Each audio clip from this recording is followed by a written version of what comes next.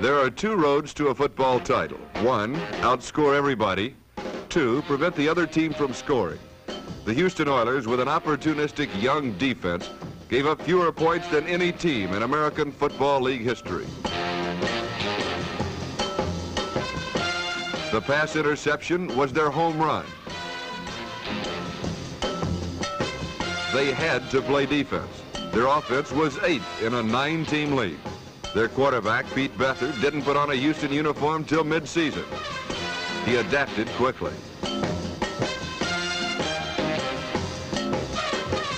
Their halfback, Woody Campbell, was a rookie, picked 242nd in the college draft, but he developed into a star. An unknown in 1966, fullback Hoyle Granger became the league's second-best rusher. Thus, a devastating defense, a late developing offense provided Houston with their Eastern Division title. The Oakland Raiders traveled a somewhat different route to their title. They played great defense. They dropped enemy quarterbacks a league record 67 times.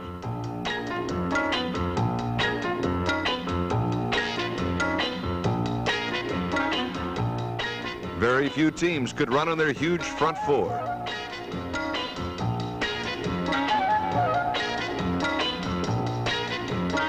Or pass against their cat-quick secondary.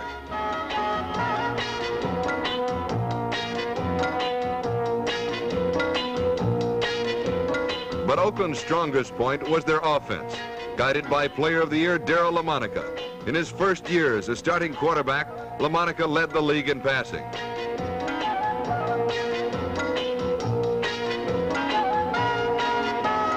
He tossed for 30 touchdowns. Strangely enough, his favorite receiver was the fullback, Hewitt Dixon, who's also a punishing runner. Pairing with Dixon was Pete Banaszak, a young, bullish halfback from Miami who took over when All-League Clem Daniels broke his leg. The combination was deadly enough to score more points than any team in the league, as Oakland won an AFL record 13 games in the Western Division crown. But when the best of the East meets the best of the West, the results are one-sided. Why?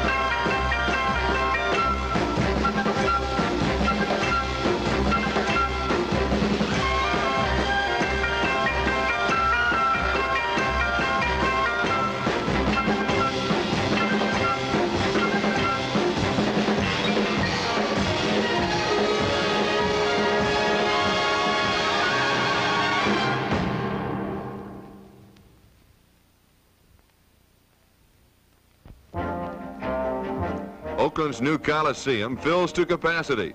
More than 53,000 fans enter the modern stadium, most of them confident that the Raiders will win their first American Football League title. The mood is festive.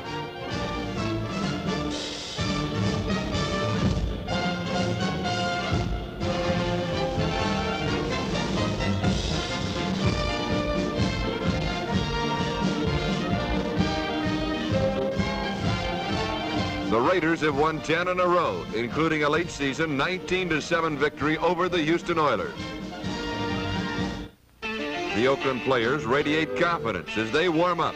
After beating every team in the league at least once, the Raiders seem relaxed and well-prepared. Head coach Johnny Roush is counting on his young passer, Darryl LaMonica. Houston's quarterback is Pete Beathard. who, like LaMonica, is finishing his first season as a starter. On these two somewhat untested arms will depend much of the outcome of this 8th American Football League championship game. Our entire Oakland Raider team was really well prepared for the ball game. We were very confident, and especially our defense. We felt that we could hold her running to a minimum, and that we could hold them 10 points or less. We knew that if we could stop Granger, who is one of the best fullbacks in our league, that we could contain him pretty well. And how they stop Granger. Every time number 32 touches the pigskin, there are black shirts to sit him down.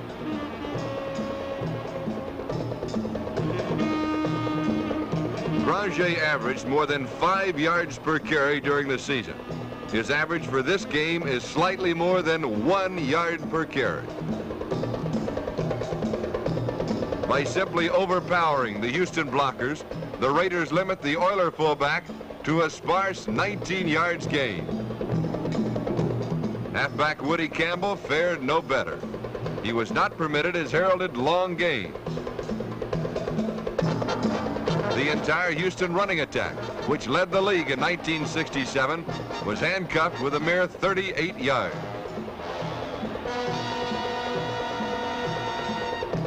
Darryl LaMonica continues to explain the Oakland strategy. The real big problem was that if we could contain Pete Beathard and keep Pete from scrambling out of the pocket too much, and then containing the passing game.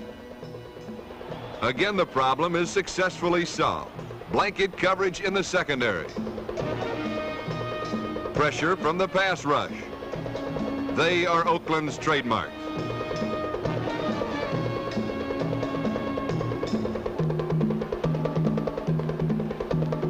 But the pass rush is not just to force a hurried throw. It also is designed to keep Pete Beathard from scrambling, to pin him inside the defensive ends and make him throw from a pocket, or not to let him throw at all.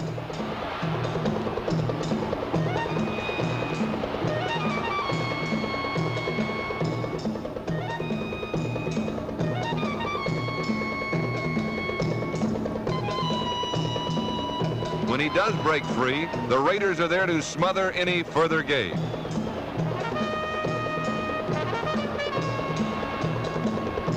Or make Beathard sorry he passed in the first place.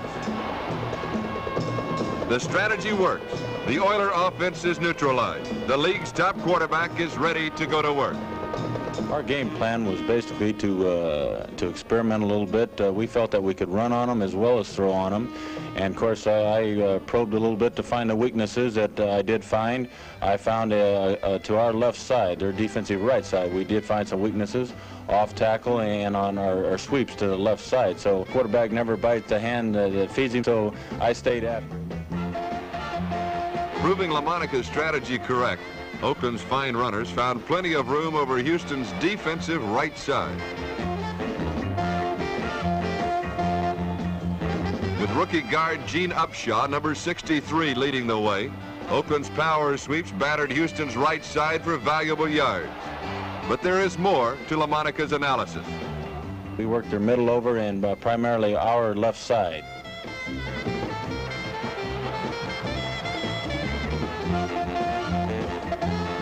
We also had plays going to our right side as well, but we felt that if I could establish a running game early in the game, that we would be fairly successful. The strategy is complete. The Raiders have their blueprint for victory.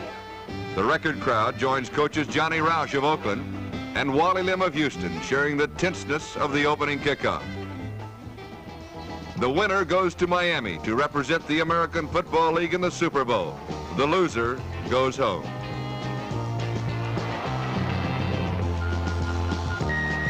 Oakland's Dave Grayson puts the Raiders in Houston territory.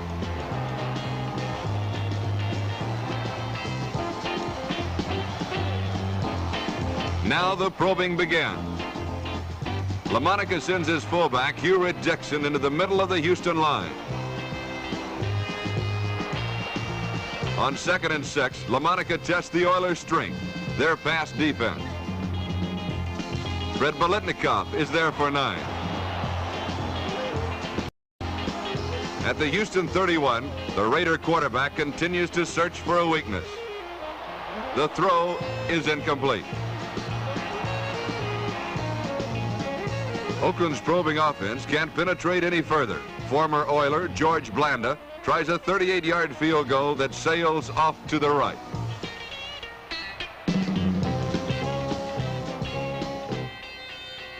Still early in a scoreless game, Houston gains momentum. Pete Beathard, it's Woody Campbell for 5.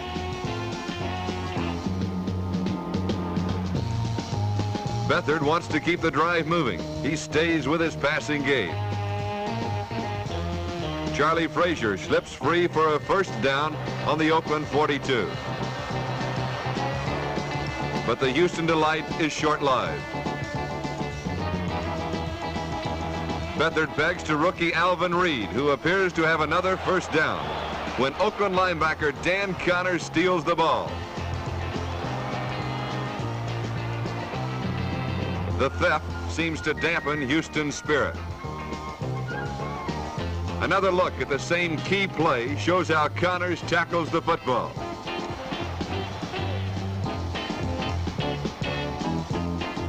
The daring maneuver pays off for the Raiders. And the Oilers' first scoring thrust is wiped out.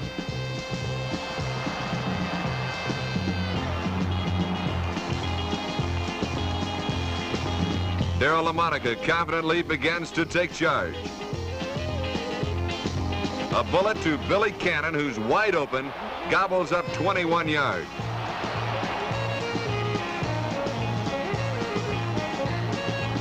Raider coach Johnny Roush watches intently as the Oilers nearly match Oakland's earlier break. LaMonica's aerial is almost intercepted by Oiler rookie Ken Houston. A second look reveals the Houston safety has possession with a clear field ahead, but he drops the ball. If the rookie is upset, imagine how his coach feels. Oakland's George Blanda salvages 3 points from the drive, boosting the Raiders to a 3-0 advantage after one period.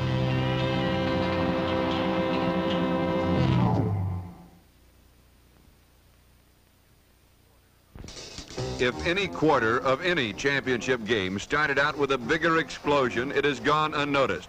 On the first play of the second period, a simple in sweep by Hewitt Dixon quickly becomes the longest run from scrimmage in AFL title game history. 69 yards to the final chalk mark. Another look at this record-setting play. A last-second decision by quarterback LaMonica, who recalls the situation.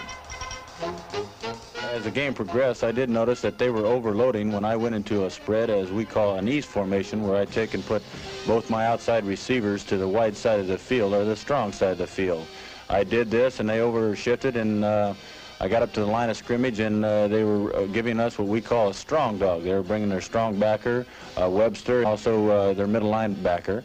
And so when I saw this, that I obliged out of the play that I had and called an end sweep to their weak side or back into the short side of our field. We packed everybody down in the middle. We cut off their pursuit. And Pete Banaszak made the real big key block on the play. He had the lead block. He chopped down their linebacker. Gene Upshaw, our left guard, came out clean and turned it around. After that, it was just clear sailing for Hewitt Dixon, who is a great runner and showed his speed.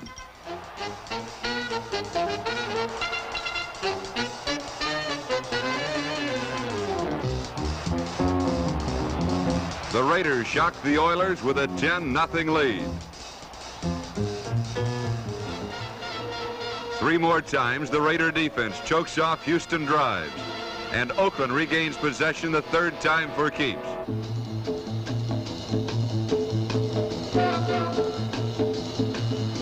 Less than 2.5 minutes to play in the half. The Raiders test the weakness they have found on Houston's defensive right side. Pete Banaszak fights to near midfield.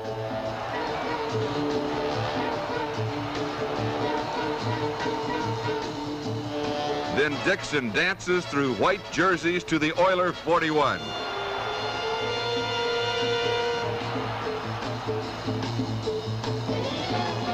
A little more than a minute till halftime.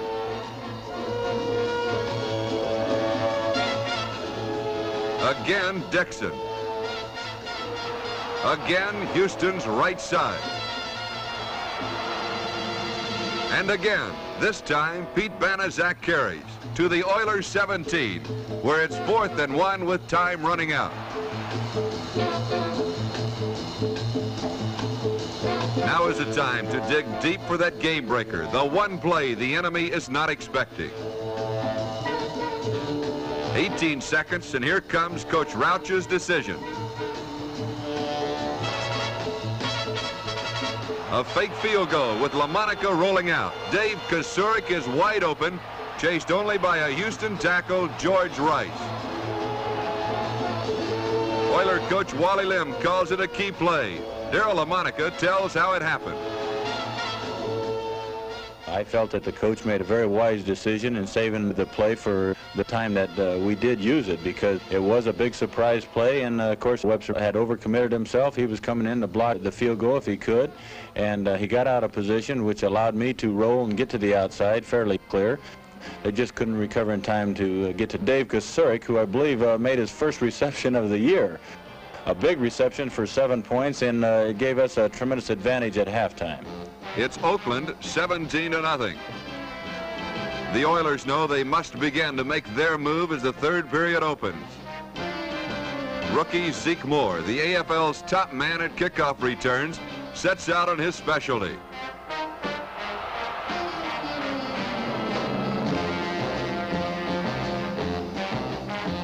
But Dwayne Benson slams into Moore, popping the ball loose. Ken Herrock recovers for Oakland on the Houston 29.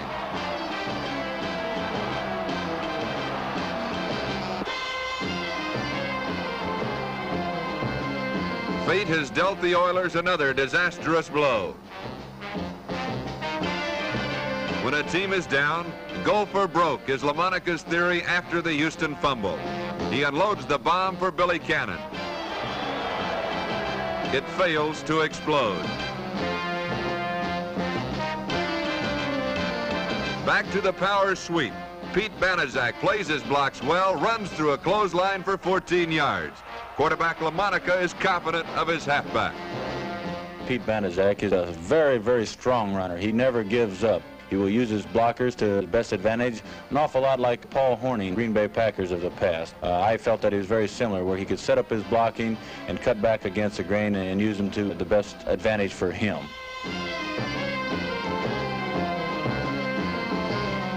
From the Houston 7, LaMonica fakes to Banaszak, then scrambles for a first down on the Oiler 2.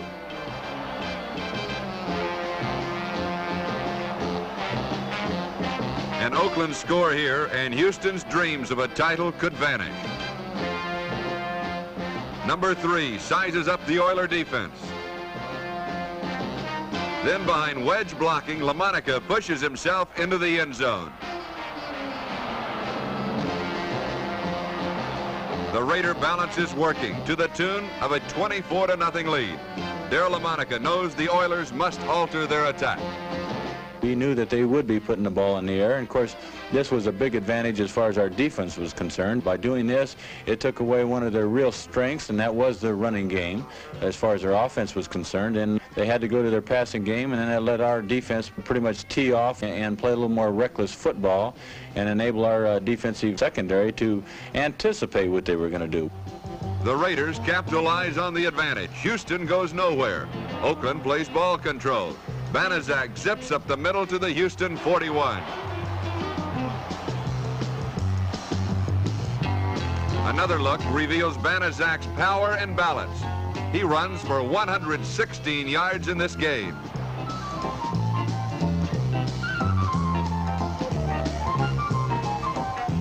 Leading 24-0, LaMonica isn't content to simply stay on the ground. An aerial to Billy Cannon winds up on the Houston 32.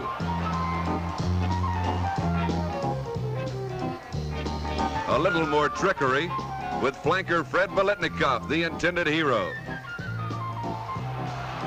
But Houston's Don Floyd is not fooled. The Oiler defense seems to be bracing for one final stand. LaMonica is chased out of the pocket. The result, an incomplete pass on a 3rd and 13 situation. The AFL top scorer, George Blanda, hurries in to boot a 40-yard field goal. The Raider margin is nearly insurmountable, 27-0 after 3 quarters.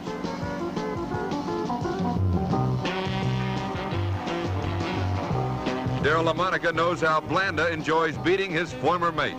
Anytime that you do get traded from one ball club, it gives you an added incentive to go back and want to be at your best against that particular team and to beat that team.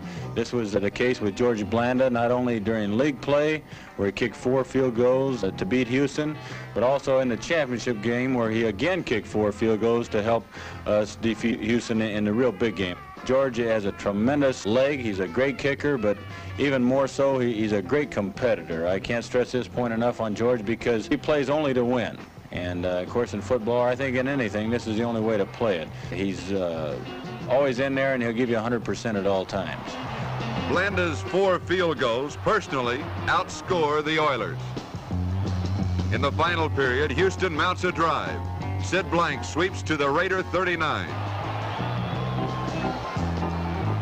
Rookie linebacker George Webster urges his club to score. Pete Beathard has the same idea, but it takes a pass interference penalty against Oakland's Dave Grayson at the 5 to set up the Oilers.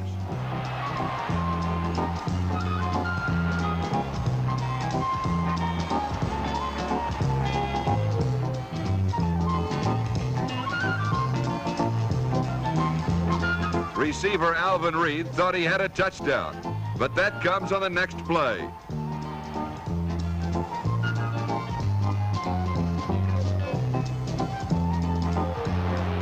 Beathard flips to Charlie Frazier for the tally. The Oilers have a long way to go, trailing 30-7.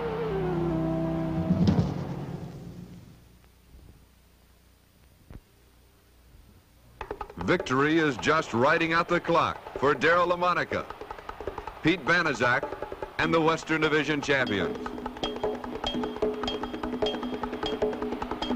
But that competitive spirit spurs LaMonica on to try for more points. Banaszak continues to find running room on Houston's right side.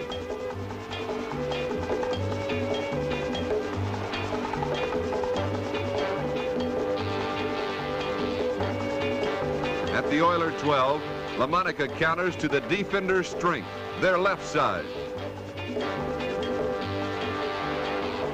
Bill Miller is open for the score.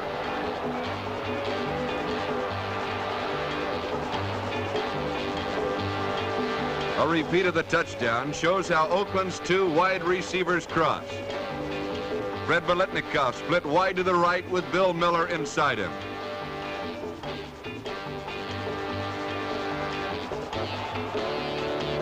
A perfect pass means 6 more points for the Raiders. As the seconds die into the Oakland night, the dream that brought Houston from last place in 1966 to first in 1967 ends abruptly, 40-7. The Raiders' blueprint for victory is a success as they enjoy their initial American Football League championship. For Oakland, a record-breaking season ends with a thrill, a title, and a trip. I think if anyone in the AFL has a chance to beat the Packers, it's definitely the Raiders, especially with a strong defensive team that they have. And I have all the faith in the world in LaMonica. There's no getting us up. We'll be up, I'll tell you. It was, we're that type of ball club. We've got a lot of pride. We're just going to go out and do our best and try to stay in the park with them. Hope they don't run us out of the park.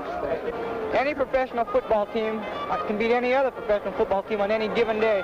And Oakland never lets down, and they always rise to the occasion in the second half, so I say they're going to win. Well, I think the Raiders can beat the Packers any day. The Raiders will win the Super Bowl, there's no doubt about it. And I think we'll show up for the game all right, I hope. The Raiders are going to get killed. Raiders are going to smear the Packers. The Raiders are going to win the Super Bowl.